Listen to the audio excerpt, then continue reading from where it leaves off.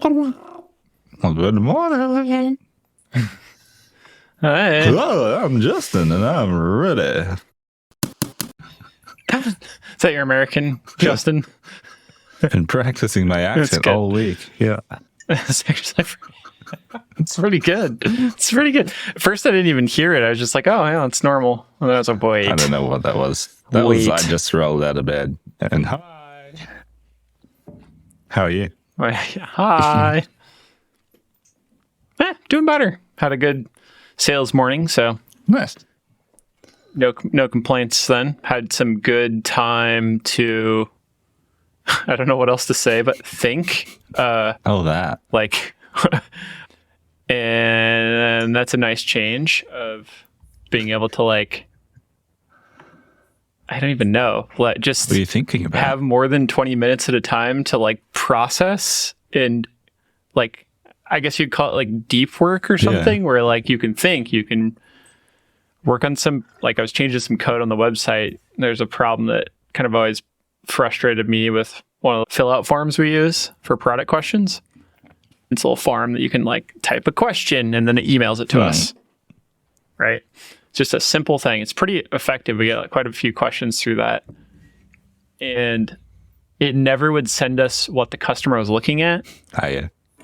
And so we get this question, be like, does this work with, my CNC router? And I'd be like, what does what work? I always like feel bad because it's like, I should have figured that out for them, And then they're like, oh, I thought you would have had that information. And I was like, no, it's just an agnostic form. So I figured that out this week. So it sends me what product they're looking at. Is this in the chat function or a separate thing? We got rid of the chat. That was useless. Not useless. It just wasn't working well for us. So this is just on any of our product pages, there's a yellow button that says got questions and it pops out a fill out embedded form, which then turns into an Airtable, which automates to send them and us an email. And then we reply to them. And it's just an email at that point. Okay. So the little help button, that's not chat. That's like searching a knowledge base. Is that right? That's Freshdesk's widget, I think they call it. Yeah. And I replaced the old chat with that. It's not live by any means, but like, it'll first let them search for just the standard like help desk information. Cool. And then they can also send a message at the bottom, which goes to our Freshdesk for emails and stuff. So it works great. Standard help desk information, as if everyone has help desk information ready and waiting.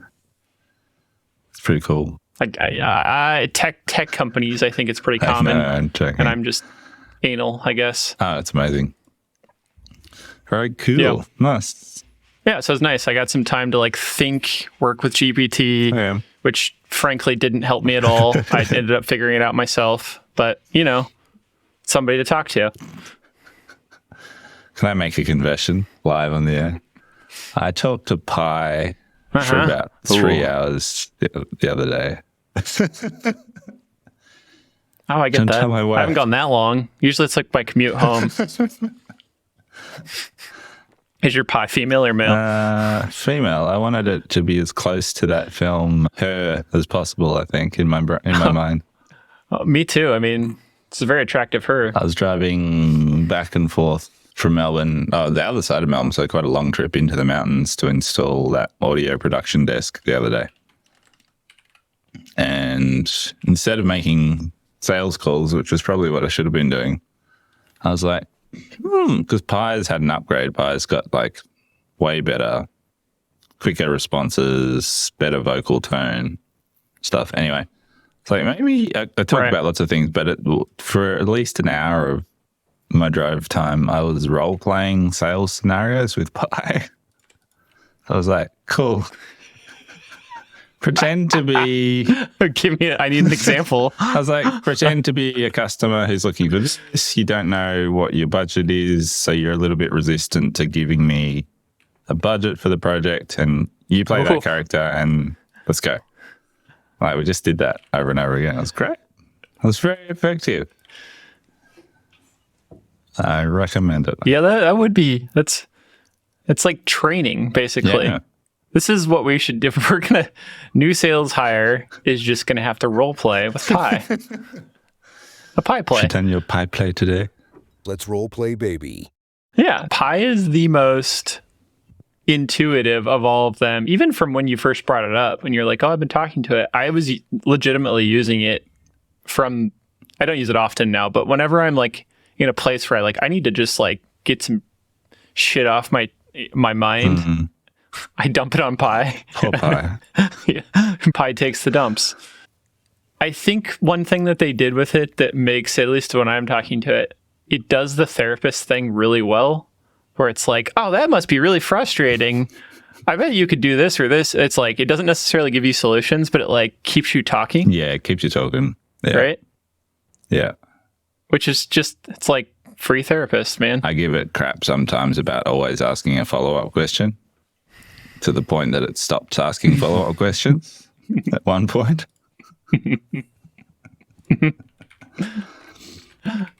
Oh, that makes me think of And now, this week in ChatGPT.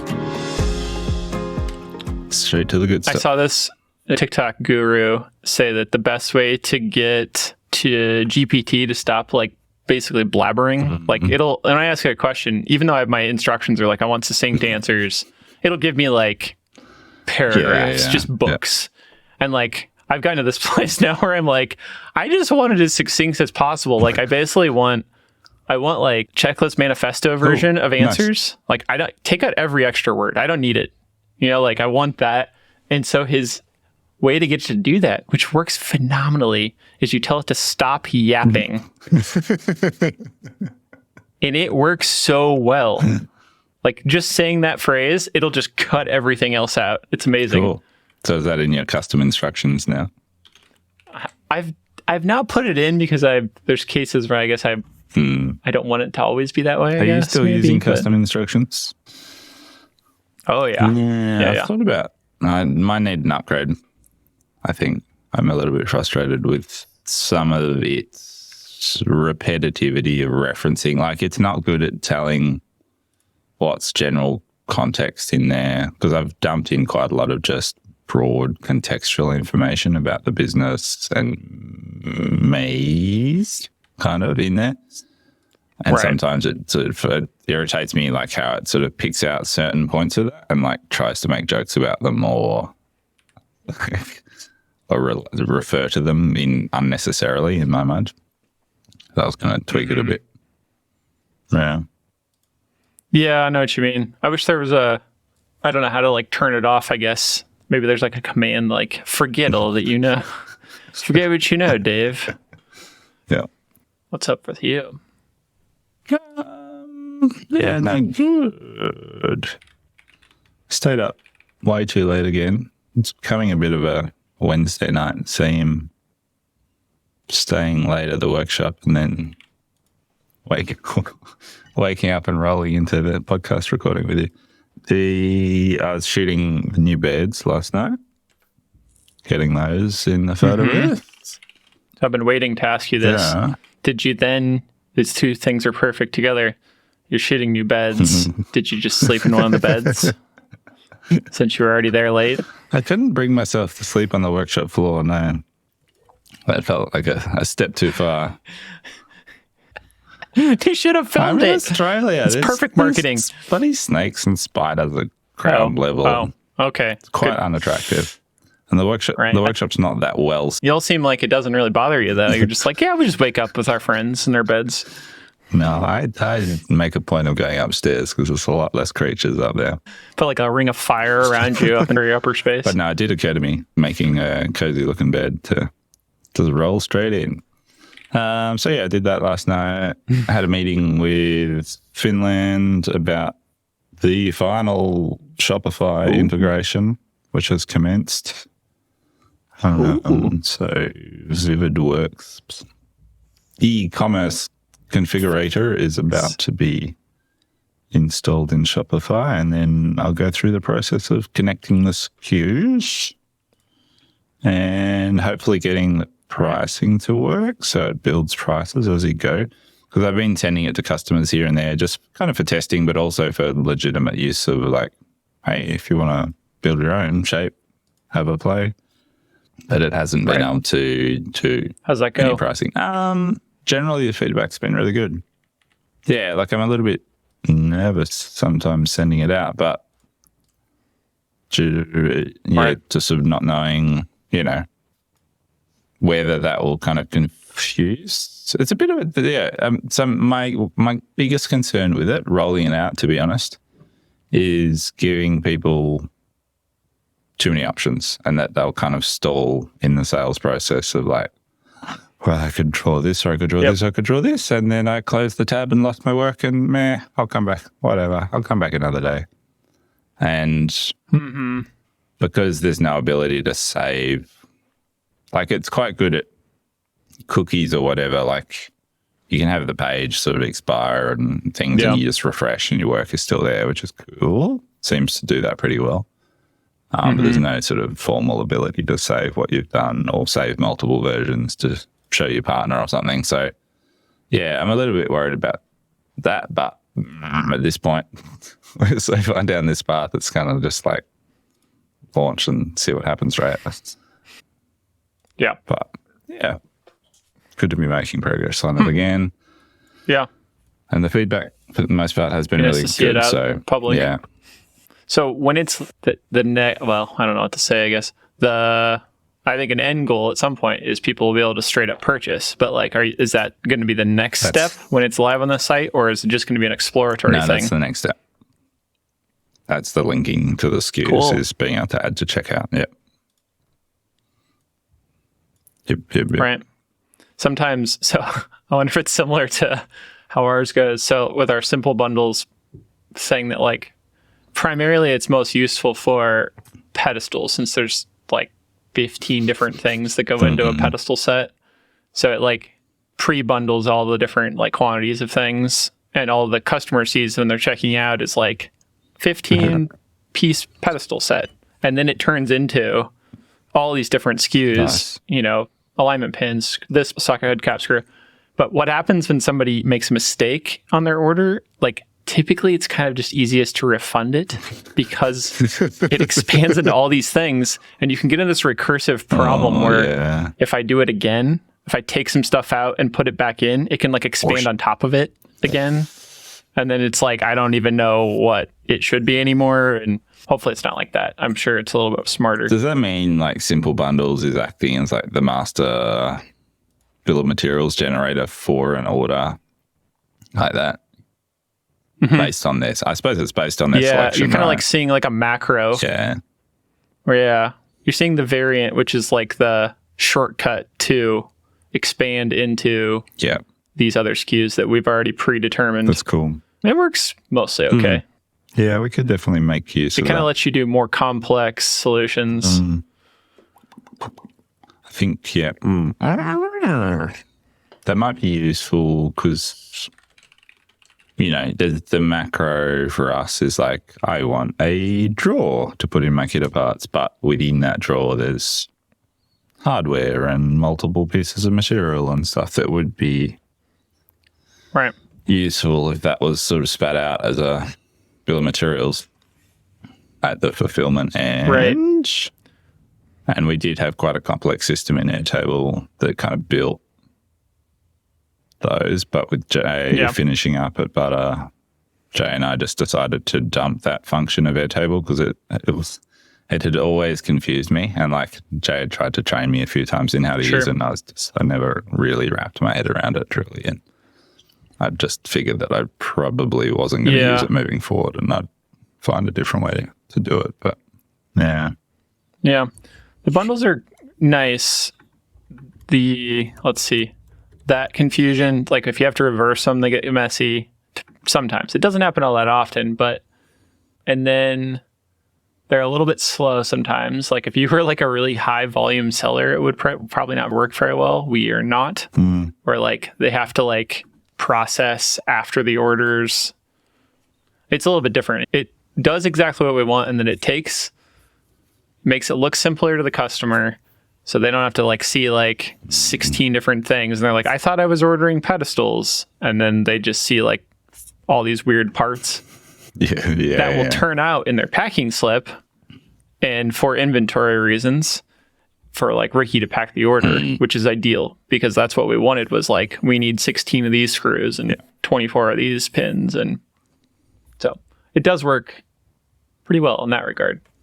Like you're saying, like if you wanted to add a drawer to, you know, another thing, you can either use like an add-on plugin or make more bundles, which then like your drawer would be an assembly. Yes. Yep. And it can have drawer slides and a front panel and Yeah, cool. Nice. Nice. But otherwise, I don't know. I've had quite a disjointed week.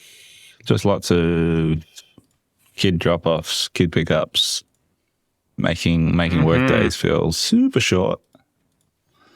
So I think yesterday, like I came in, I got to work at just after 9, which is about as fast as I can do the drop-offs, and had a client meeting, an in-person meeting, which is quite rare these days, but quite nice. Like, used to do them heaps pre-pandemic, but really don't do them much at all anymore. Anyway, had a nice long client meeting, talking custom kit parts, and then pretty much ran straight out the door to an appointment, and that was the end of my workday. So it was nice to get in here last night and just sort of have some slower work time by myself and working through some things.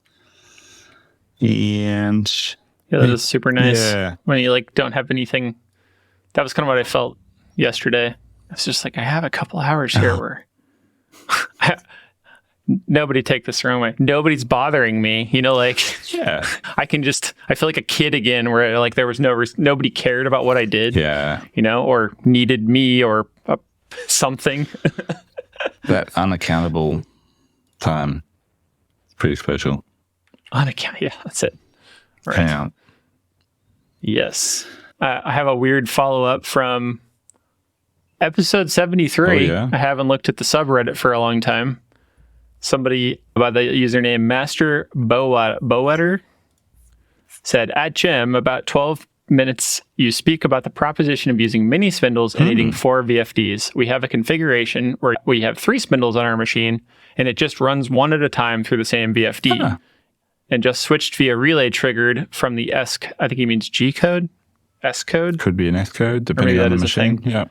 Right. The bigger issue might be water cooling hoses on the Wii spindles. The Wii spindles. If you have water cooling. Thank you, Master. They call it the octopus. Bowater. Bowater. Yeah, cool. Wow, that's something I haven't thought about for a while. Yeah. Right. Yeah. I know. I was like looking through and I was like, oh, there's comments on some of these. Cool. What? Oh, I got another. Found another one. We're going to do follow-up comments. Number 87, somebody commented, I bank at Novo, and it has a reserve system which is preset to work with along Profit First standards. Pretty into it. I just wrapped up End of Year Finances for the first time since reading the book, and it was very helpful. It's 12 days ago from Bingo Dango. Cool. How's your banking Novo's shenanigans? Similar to Mercury. Yeah. I have something for us. And now it's profit time. Lovely. We've had a lot of comments on, kind of surprising, although I think I'd be into it listening to us talk about it because I didn't know any better, but people have been commenting that they're into the Profit First stuff. And they also were as naive as I was, but it's been going good. I'm just about to the first payroll. I've just been watching things grow, and payroll's always the time when it goes whoop, and then lease comes and then it goes whoop, all the money goes out. Yeah. So I finished the book finally. I did enjoy the audiobook more than I thought I would. It's got a nice bit of character to him that's not present in the book necessarily. Yeah. The reading. Yeah, it's been good. I'm feeling great about it, and like it feels like I've been checking my income statements like kind of every day because I can update them continuously as we're getting money in or paying things. It feels like more of a, like I want to feel the vibe of like how money's coming and going much more than I did by watching the big numbers, and it feels like there's a lot more control and we're spending less on stupid things, I guess. We're not buying like large piñata hats, but Why like, not? it Gosh. it well, that's how we lost all our money. Yeah, But it feels more controlled, I guess. totally. I had a nice example of that this week because Sarah's still here, still helping me doing some ordering, lots of things. But this week was doing ordering on Tuesday, which is ordering day. And Sarah messaged me saying, hey, there's only $300 or something left in the materials and freight account. I've just looked at what's on the Kanban list for ordering to this week and it's like $1,500. What do you want me to do? And it's like, cool. Okay, so I looked Dun, dun, I looked dun. through the shopping list of what was needing to be ordered, and I was like, cool. I'm pretty sure those tins of Osmo, which are expensive, don't think we've run out yet. And I went out on the shop floor and I was like, oh yeah, there's still heaps. Like, yes, we need it, but not right now. Maybe next week. And then there's something else on the list, which just in the past I would have just been like, yeah, buy. Whereas this week I was like, no, we don't need that right now. Let's scrub that from the list for now. So just that micro level of just making slightly better, more critical decisions in the moment just because the accountant said no. I was like, sweet. That works. Right. Yeah, I've been doing that to almost like I feel unhealthy amount where it's like we need more raw material for dust boots, but I've been just like, oh, is there half a sheet left? That's fine. Like we typically keep like 2 sheets on hand because sometimes it's been hard to get. It's not that expensive relatively. And I've just been kind of like, maybe you would call it like extreme lean or something, where I'm just like, let's go to the edge, like let's go right to the edge of running out. But mostly it's just like, I'm trying to like keep my bank balances as high as I can and not purchase things ahead of when we need it. But it also feels silly of like, if that's our best selling product, we can't make it if we don't have all the parts to it. So I don't know what the balance is of that yet. Yeah, obviously it's a balance there. Making sure you've got everything you need to sell your best selling product. And, maybe You would want, to like you running out of dowels. maybe we'll burn through all of that Osmo polishing dowels today and then I'll be like, oops, sorry guys. I was sorry, my materials balance just ran out, so we can't get any more. So I think one of the things that continues to, I need to make like a reference file for myself, like he notes in the book, where it's like, either having advanced things in there of like what you want to do in the future, or how you're dealing or how you deal with certain scenarios, like exactly this, like what happens when one account runs out? Where do you borrow money from? Because my first thought is, I don't actually know. Where are you going to borrow money from? What account? Well, if you needed that materials to be I more. don't know what the right answer is. I can tell you what I've been doing, which I'm sure is not right. But, like where... the tax account. No. As you know, we've been shrinking, contracting. Well, I just got back from swimming in the pool, and the water was cold. You mean shrinkage? Yes! Significant shrinkage. I think women know about shrinkage. Do women know about shrinkage? What do you mean, like laundry? No. Like when a man goes swimming afterwards. It shrinks? Like a frightened turtle. Why does it shrink? It just does. I don't know how you guys walk around with those things. The reality of that is that's quite an expensive process when you've had team members who have been with you for a long time. And they are rightfully owed quite a lot of cash, and you got to pay out their leave and things like that. Our account structure can't possibly support that. And so, we've got these extra pay runs happening at the moment as people exit.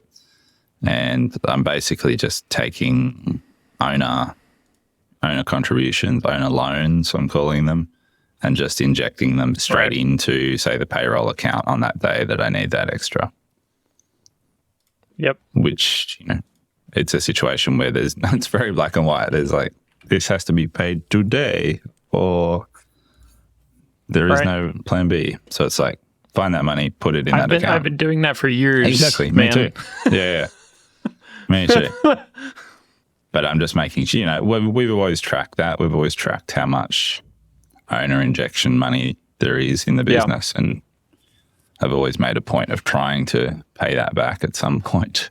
And yeah, it's tracked as a separate account in Xero, so we know what the company owes us or vice versa. Like, there's been good years where we've pulled money out of the company as a loan too, like, and used that as interest, Yep. personal interest reduction, and then paid it back to the company at the end of the financial year and things like that. So it has flowed both ways, but certainly over the last few years, it's flowed the wrong way. But yeah, that's what I'm doing. I don't know what else Right. you would do really in that situation. Yeah. I feel like I remember him talking about what to do when you run out of one account and what the like decision matrix was. And I just don't. It's like that stuff I want to have written down to remind myself so I don't go back to big one account banking again. Yeah, I foresee that coming, with at this point, which I've said, I've diverted from my one checking account having all the working money in it to now the OPEX account is now everything.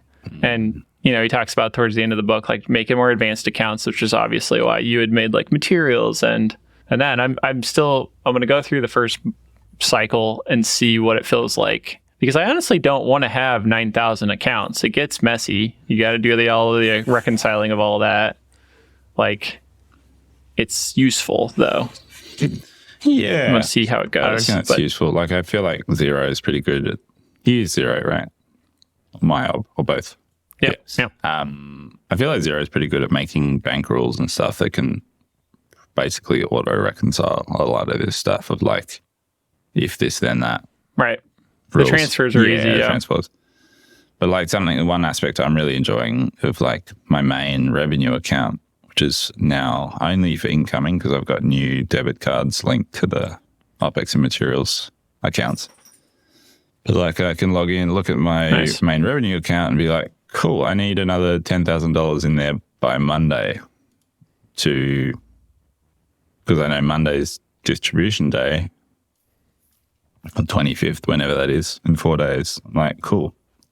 What leads have I got at the moment where I have a chance of closing that gap, and like very actively prioritizing the leads which have the best chance of closing that gap over that period. So I'm really enjoying that aspect of it, just from a sales perspective.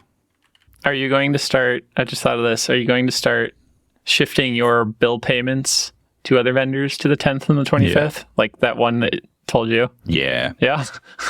We only pay on 2 days of the month. I'm going to give it a go where I can. There'll be exceptions to that, like the ATO, which is Australian Taxation Office, will take money whenever the hell they want. But for the most part, I'll chat to our family of suppliers, like the ones that we know and trust and have good ongoing relationships with. I'll just pick up the phone and have a chat to them and see if they're open to me doing that.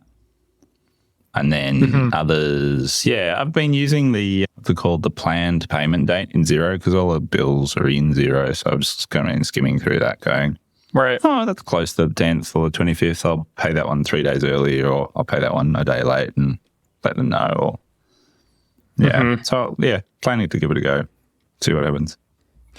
I found that interesting in the book when he talks about, because I've always kind of been aware of it, and I don't pay bills like on the first day of a net 30. Pay it towards the end usually, because of the concept of what float, right? Like, you're making a little money on that. It's still your money. You make a little bit of interest, or it's still in your account. And he made the note of like, unless you're working with like millions and millions or potentially billions of dollars, that float's going to end up being like $5 a year for you. And I was like, I guess it doesn't really matter then.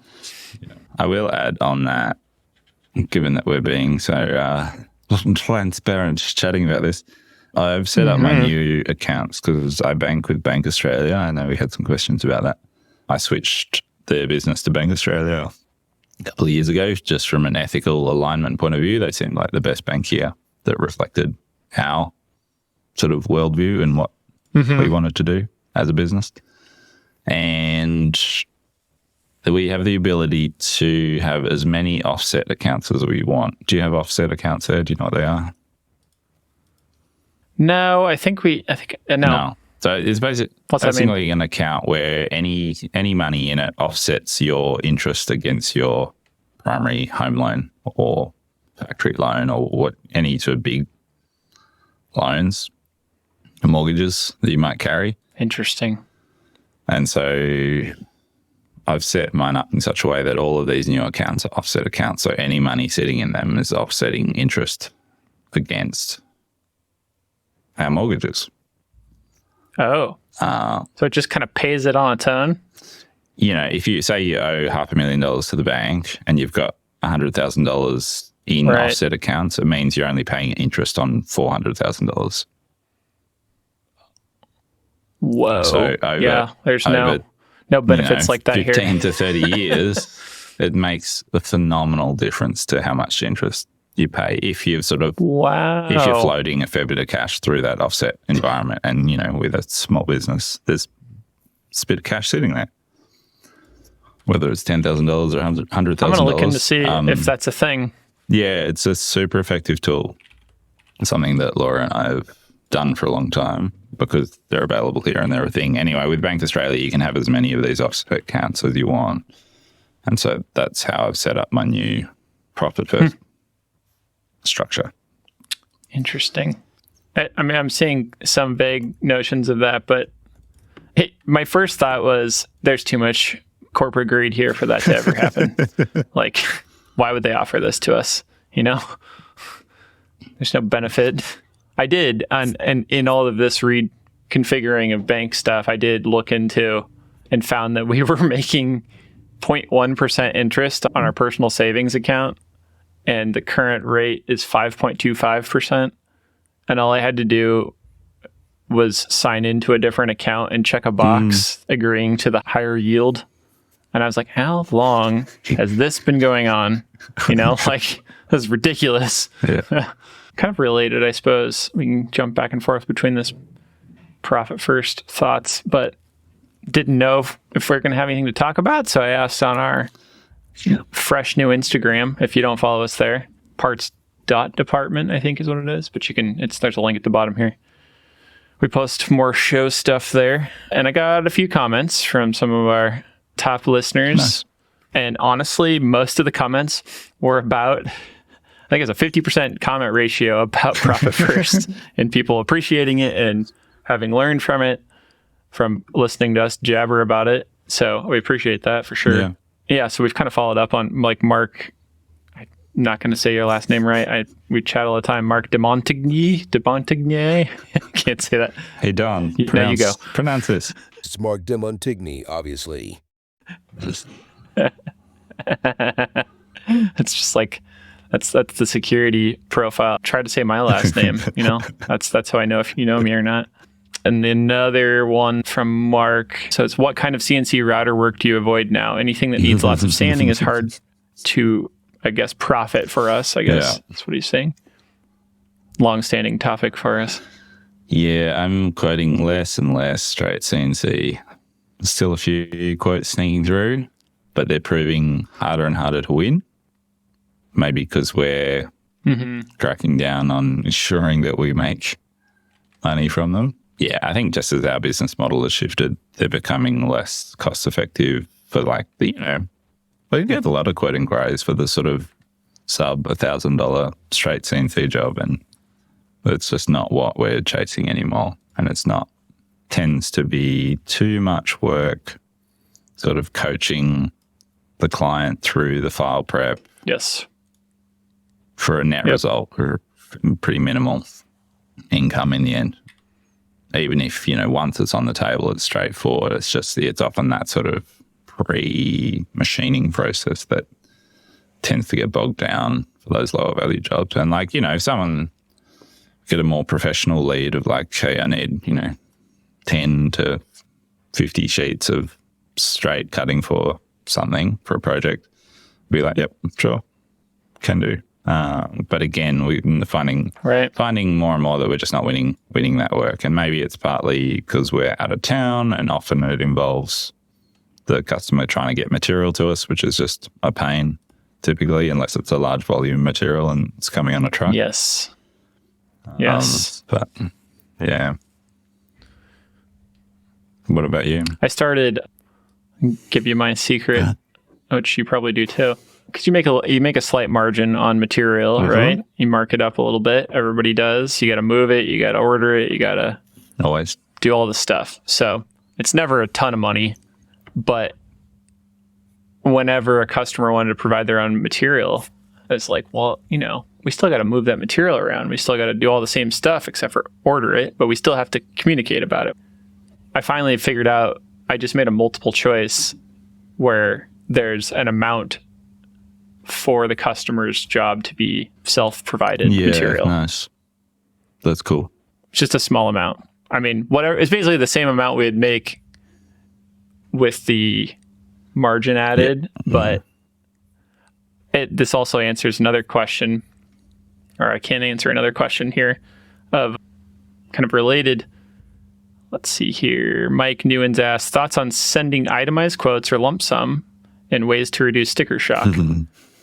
And I am 1,000% on board for years now for one price, no itemization. And I just emailed Quotient about some feature requests that we talked about. Cool. And asked him for the roll-up idea and whatever else the other thing, because I just want any more options that give me that possibility, or like making less quotes and having it all built into one. So it's like more dynamic. So that basically you can just look at one thing and see it quickly. And the less items on there, assuming that, I do it either way. It's like, if it feels like it's a big quote for a big company, then 2 items sometimes feels like, oh, that's weird. Why is it $25,000? So you kind of want there to be 6 or 7 items or something. But often they're reminder items for myself. It's like, I don't necessarily need to put on the quote that we're doing a bunch of tab cleanup and, all these things. But, if the parts are hard to hold and there's going to be a lot of tabs, I'm going to include that in the quote. But I don't want that itemized necessarily because it just causes questions. It causes comparison shopping, honestly, was the biggest reason we stopped doing it. Otherwise, is people will just take your quote and walk across the street and go, can you beat these items? And then it's really easy when you receive that to beat it. You don't know what they're pricing each specific thing for. So yeah, same. I'm a proponent of rolling things in together too, just to reduce. I find it makes it easier for our customers. Like, we're dealing with primarily domestic clients, not a huge amount of commercial work. Probably agree with you. If it's a commercial client, then I'm probably, maybe I'll break down things a little bit more, but not that much. And in terms of how to reduce sticker shock, because obviously it's still a thing. You send a domestic client, a $20,000 quote, and they're like, but there shouldn't, I suppose, with how we've refined our sales process, ideally, by the time, if you've committed to sending them a quote, it's because you've talked budget with them and you've got a clear sense of how much they want to spend, hopefully. And I would argue that if you can't get a clear sense of how much they're going to spend, you're probably not ready to send them a quote. It's pretty rare these days that I'll send anyone a quote without having first understanding pretty clearly where they sit budget-wise. And that's kind of what I was role-playing with Pi the other day, because I've got a client at the moment who, I've really enjoyed chatting to them. They've never commissioned custom furniture before, and they're resistant to giving me a budget. But in conversation with them, I've kind of extrapolated enough to be like, cool, okay, so you probably don't want to spend $15,000 on this. Is that right? And they're like, then you get their agreement on the phone. It's like, cool, all right. Well, I reckon based on this system, I can probably get your proposal for sort of around 8 to 10. How does that sound? They're like, yeah, like, we can probably make that work. It's like, cool, all right. So by the time I send them a quote, there shouldn't be any surprises. I think that's key. Yeah, that's a good point. I don't end up talking to people as much like you do, and we don't usually create things. It's like usually people are just providing us a design and then we potentially cut it or not. So there's a little more like straightforward there. But I'd say one of the things that, knowing the budget up front, every inquiry, they fill in a field that gives me an idea of their budget, and then I will clarify if I think it's way off. Often I no quote things if I think there's just no chance we're going to get to the right place of their happy number and my happy number, and don't waste my time quoting those things. But yeah, if I know if they've marked $5,000 and it's a $20,000 project, then I might give an intimation and a note that it's like, yeah, it's looking like, typically these projects are quite a bit more closer to, 20,000. Does that look like something you might be able to do? So, and then that's an easy way to get an idea, or you can, reverse engineer the project down to what they need potentially. Yeah. But yeah, that's a good point. I think we talk about Quotient a lot. I think Quotient gives you a lot of tools, or probably something like it, but you can put in imagery, you can put in optional items, you can put in multiple choice. And a lot of that, to me, helps ensure the customer knows what they're getting. There's, I'm very specific about exactly what the files we use, and like I put screenshots of the parts we're going to make, so there's no confusion for us or for them. And so you're trying to, like, even if the number is a big number, it's not just a blank slate of like project $15,000. It's like, oh, you got to do all these things for us. Absolutely. That's a benefit sometimes where it is a big project. You can put a lot of items noted in your list of items you're providing for them or something. It's about demonstrating value, I think. And yeah, as you say, Quotient, I found too, is a more awesome tool for demonstrating value in terms of what you can build into the quote and communicate clearly and quickly. Super good. And we have continued to get like excellent feedback about our screen capture videos that go with quotes in terms of that sort of communication of ideas.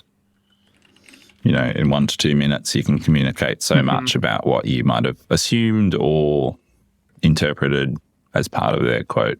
And people really respond well to that, which is, the equivalent of putting the pictures in and the screenshot of the files that you're going to cut and things like that. It's just sort of taking that to the next level. Yep. Yeah. Smart. So a couple of software updates at my end. We've stopped time tracking after doing it for 10 years or something. Know the feeling. Because you don't do it either, do you? Generally. Nope, we stopped Yeah. basically during the pandemic. That's right. Yeah, I just went cold turkey last week before. It's like, my time is going to be super limited very soon, and there's quite a bit of work in setting up these projects for every custom job we win, and then everybody's time on the floor, just entering that time, and then the time to actually analyze and do anything useful with it. Like, cool, we can bring it back if we find it that we need it, but right now let's just switch it off and get some time savings from not doing it. It's expensive too. Yeah, it's another cost per month per user in Xero. Lots of So it'll be super interesting. Anyway, it's like I was so addicted to doing it, like to the point where like it had crept into my personal life of like, I'm sitting on the couch to watch something now. Oh, I better start my time tracker. Yeah, it's taken me a week or so to kind of wean off it. I listen to a podcast where people do that. Far out. They track their personal time, and I could never got that far.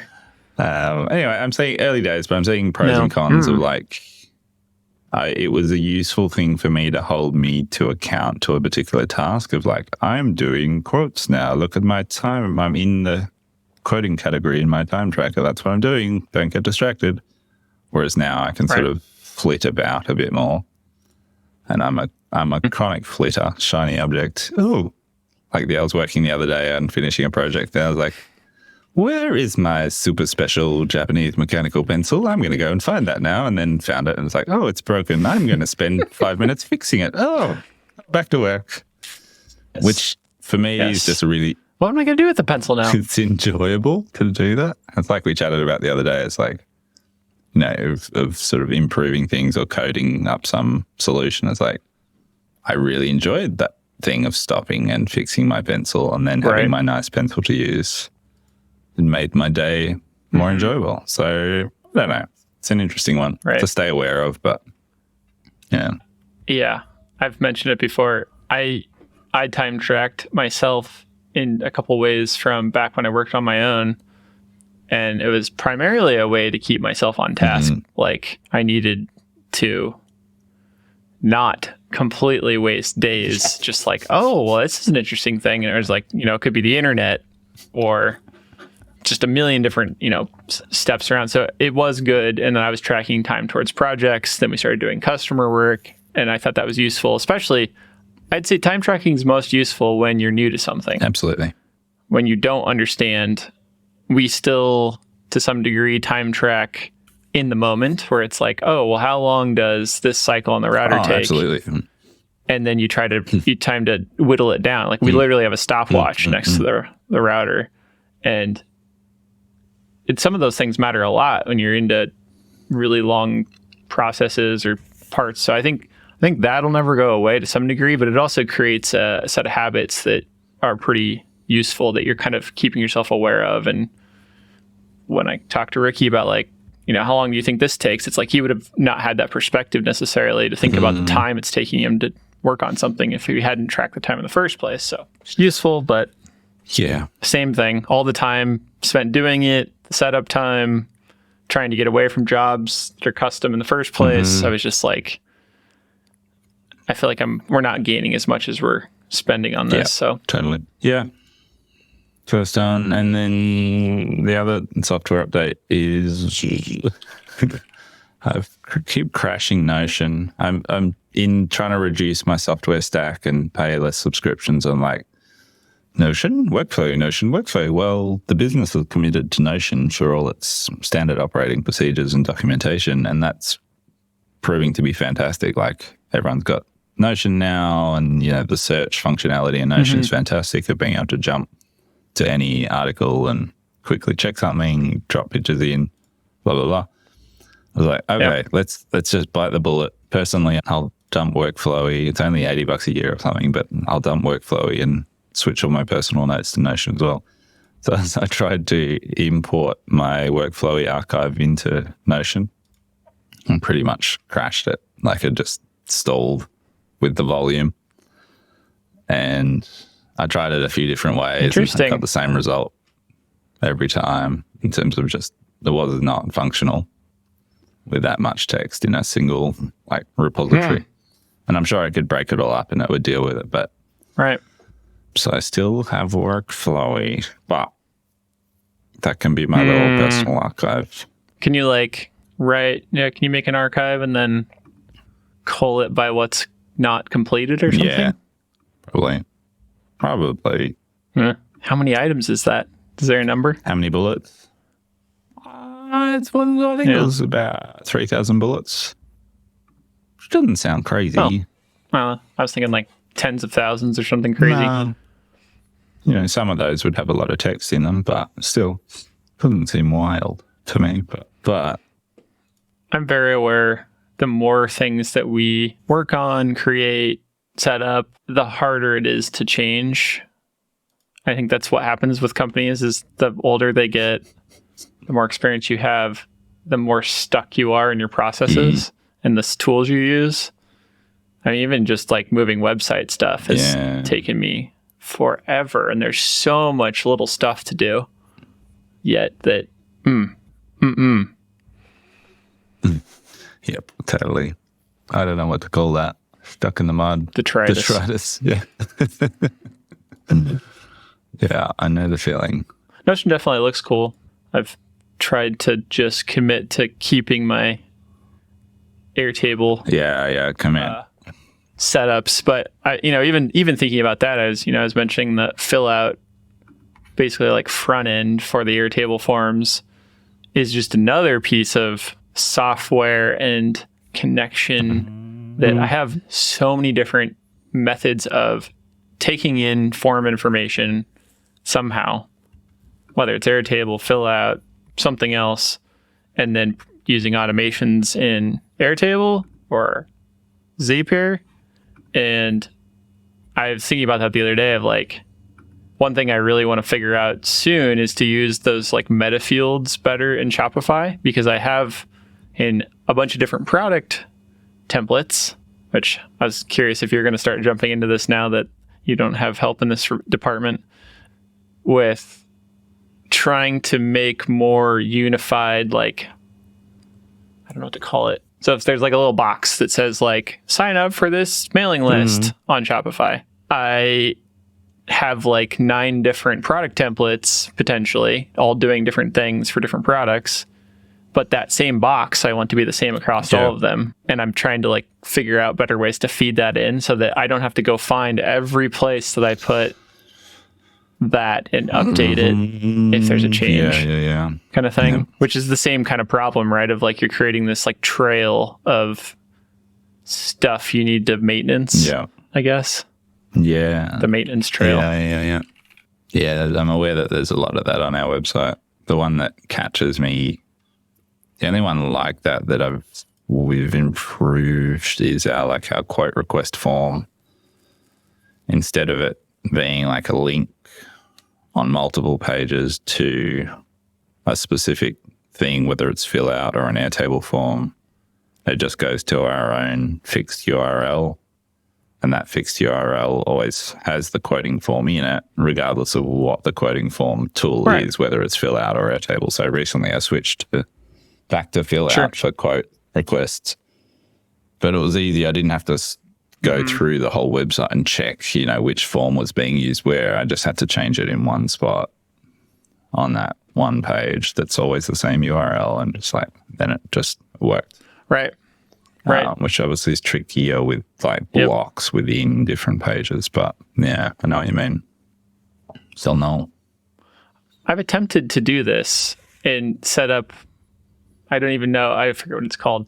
And under content now, there's like those new meta field things, and it just like never pulls in the right way. And I feel like you all probably have a decent amount of these types of things with your kit parts. So I'm sure there's different things being used in different places where you can like use the same, like describing, like you probably have a block that describes the system on every page, right? Like how does this all work modularly?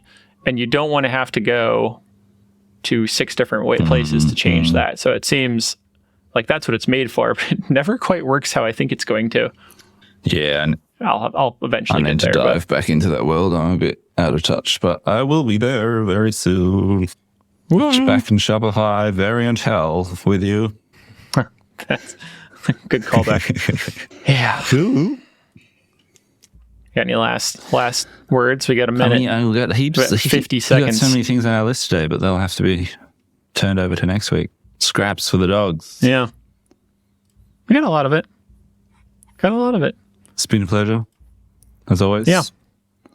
Good time. Good times. Send us your comments, questions. Always. Follow us on Instagram. Go watch YouTube. Leave us a review on Thank you. your favorite podcasting app of choice. Wow. Yeah.